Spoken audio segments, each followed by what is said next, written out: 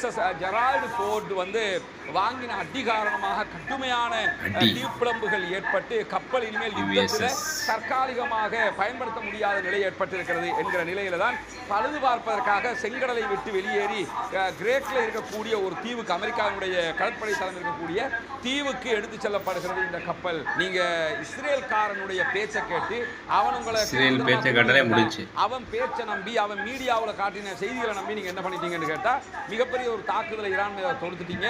இது அமெரிக்காவுக்கு பெரிய பின்னடைவு.